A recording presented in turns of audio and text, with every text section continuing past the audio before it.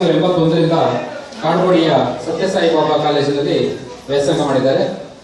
ತಂದೆ ತಾಯಿ ಇಬ್ಬರೂ ಸಹ ಸರ್ಕಾರಿ ಶಾಲಾ ಶಿಕ್ಷಕರಾಗಿ ಸೇವೆ ಸಲ್ಲಿಸಿ ಈಗ ನಿವೃತ್ತಿಯನ್ನು ಹೊಂದಿದ್ದಾರೆ. ಅಂತ ಒಬ್ಬ ಸಹೃದಯ ವ್ಯಕ್ತಿಗಳ ಪುತ್ರನಾಗಿ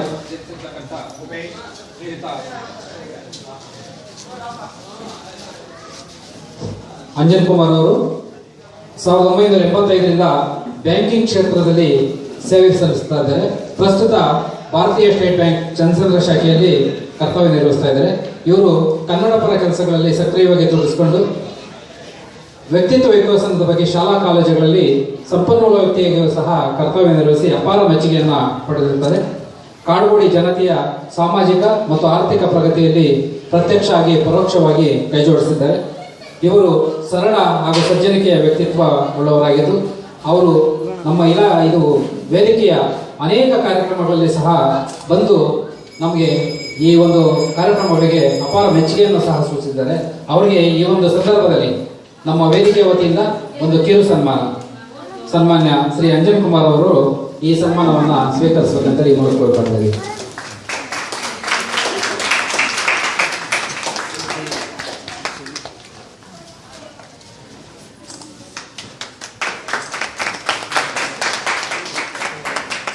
ಅವರ ತಂದೆ ತಾಯಿಗಳು ಇಲ್ಲಿ ಬರಬೇಕು.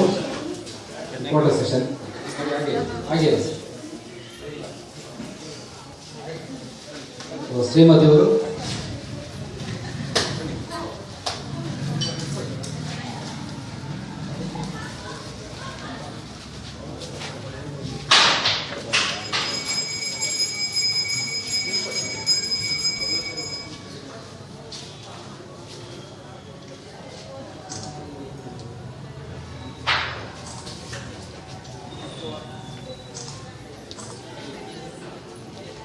ತುಂಬ ಧನ್ಯವಾದಗಳು ಸರ್. ಈಗ ಕಾರ್ಯಕ್ರಮವನ್ನು ಕುರಿತು ಒಂದೆರಡು ಮಾತಾಡಬೇಕಂತೇಳಿ ಸನ್ಮಾನ್ಯ ಶ್ರೀ ಅಂಜನ್ ಕುಮಾರ್ ಅವರು ಮಾತಾಡ್ತಿದ್ದೀವಿ.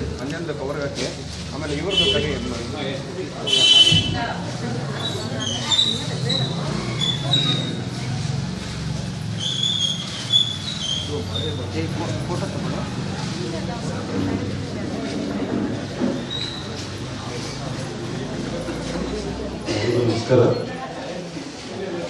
ಈಗಾಗಲೇ ಸಮಯ ತುಂಬ ಹೋಗಿರೋದ್ರಿಂದ ಆದಷ್ಟು ಸಂಕ್ಷಿಪ್ತವಾಗಿ ಮಾತಾಡ್ತೀನಿ.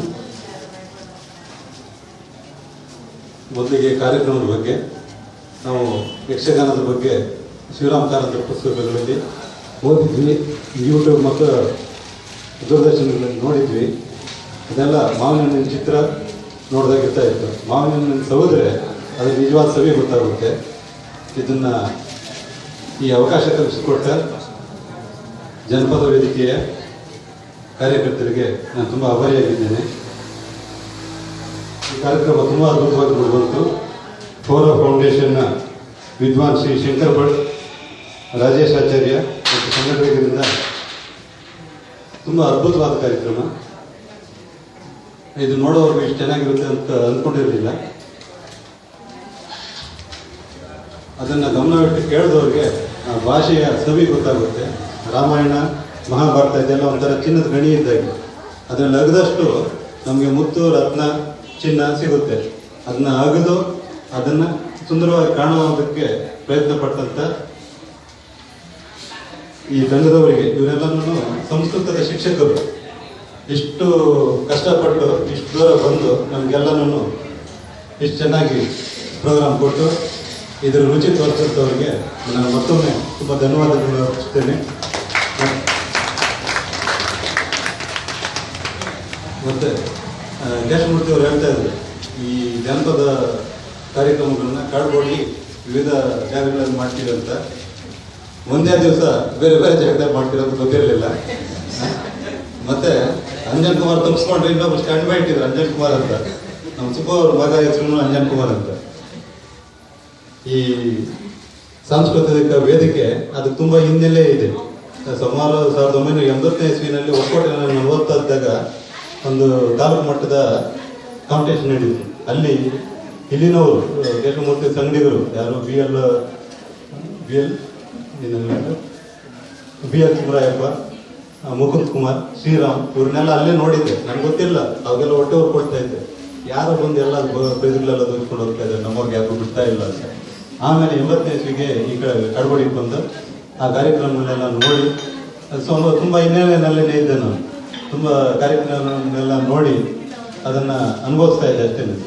ಆ ಹಿನ್ನೆಲೆ ನನ್ನಿದ್ದು ನಮ್ಮ ಭಟ್ರೇದಾಗೆ ಹಿನ್ನೆಲೆನಲ್ಲಿರೋರನ್ನ ಮುನ್ನೆಲೆಗೆ ತರೋದಕ್ಕೆ ಒಂದು ವೇದಿಕೆ ಬೇಕು ಅಂತ ಆ ಸಾಂಸ್ಕೃತಿಕ ವೇದಿಕೆ ನನ್ನ ಮುಂದೆ ತಂದು ಗಜಪುಷ್ಪ ಹಾರವನ್ನು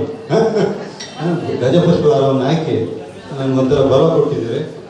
ಈ ಸಾಂಸ್ಕೃತಿಕ ವೇದಿಕೆ ಜೊತೆಗೆ ನೀವು ನಡೆಸ್ತಾ ಇರೋವಂಥ ಸಾಂಸ್ಕೃತಿಕ ವೇದಿಕೆ ಕಾರ್ಯಕ್ರಮಗಳ ಜೊತೆಗೆ ಈ ಸುತ್ತಮುತ್ತ ಸ್ವಲ್ಪ ಕಾರ್ಯಕ್ರಮಗಳು ನಡೀತಾ ಇದೆ. ಸಾಮಾಜಿಕ ಇರ್ಬೋದು, ಸೇವಾ ಕಾರ್ಯಗಳಿರ್ಬೋದು, ಇದೆಲ್ಲ ಮೊದಲೆಲ್ಲ ರಾಜ್ಕುಮಾರ್ ಸಂಘದ ಆಶ್ರಯದಲ್ಲಿ ಬ್ಲಡ್ ಡೊನೇಷನ್ ಕ್ಯಾಂಪ್ ಅದು ಮಾಡ್ತಾ ಇದ್ದೆ. ಇವಾಗಲೂ ಅಷ್ಟೇ ಈ ಜನಪದ ಕಾರ್ಯಕ್ರಮದ ಜೊತೆಗೆ ಸುಮಾರು ಜನಪದ ಕಾರ್ಯಕ್ರಮಗಳು, ಜಾಗೃತಿ ಮೂಡುವಂಥ ಕಾರ್ಯಕ್ರಮಗಳನ್ನ ಹಮ್ಮಿಕೊಂಡಿದ್ದೀರಿ. ತುಂಬ ಸಂತೋಷವಾದ ವಿಷಯ. ನಂದು ಒಂದು ಪರಮಾಂಸ.com ಅಂತ ಒಂದು ವೆಬ್ಸೈಟ್ ಇದೆ. ಅದರಲ್ಲಿ ನೀವು ಯಾರಾದರೂ ಸಾಹಿತ್ಯಿಕ ಚಟುವಟಿಕೆಗಳು, ಕಥೆ ಇರ್ಬೋದು, ಕವನ ಇರ್ಬೋದು, ಯಾವುದಾದ್ರೂ ನಿಮ್ಮ ಮಕ್ಕಳು ಒಂದು ಏನಾದರೂ ಪರಿಶ್ರಮ ಪಟ್ಟು ಯಾವುದಾದ್ರೂ ಒಂದು ಸಾಧನೆ ತೋರಿಸಿದ್ರೆ ಅದನ್ನು ಹಂಚ್ಕೊಳ್ಬೋದು. ಮತ್ತು ನಿಮ್ಮ ಕಾರ್ಯಕ್ರಮಗಳ ಜೊತೆ ನನ್ನ ವೇದಿಕೆಯಲ್ಲಿ ಸೇರಿಸ್ಕೊಂಡು ಸುಮಾರು ಕಾರ್ಯಕ್ರಮಗಳಿದೆ ನಂದು. ಈ ಸಮಯ ಸರಿಯಲ್ಲ, ಮತ್ತೆ ನಿಮ್ಮ ಹತ್ರ ಬಂದು ಪರ್ಸನಲ್ ಆಗಿ ಮಾತಾಡ್ತೀನಿ ನಾನು. ಅದು ಸಹಯೋಗದೊಂದಿಗೆ ಬೇರೆ ಏಜೆನ್ಸಿಗಳು ಇದ್ದಾರೆ ನಮ್ಮ ಪಕ್ಷ ಇರೋರು, ಅವ್ರ ಜೊತೆಗೆಲ್ಲ ಸೇರಿಕೊಂಡು ಅಭಿವೃದ್ಧಿ ಅಂತ ಸ್ವಲ್ಪ ಮುನ್ನಡೆಯೋಣ. ತುಂಬ ಒಳ್ಳೆಯ ಕಾರ್ಯಕ್ರಮ ಮಾಡ್ತಾ ಇದ್ದೀವಿ. ತುಂಬ ಸಂತೋಷ. ದೇವರು ಎಲ್ರಿಗೂ ಒಳ್ಳೇದು ಮಾಡಲಿ. ಥ್ಯಾಂಕ್ಸ್. ತುಂಬ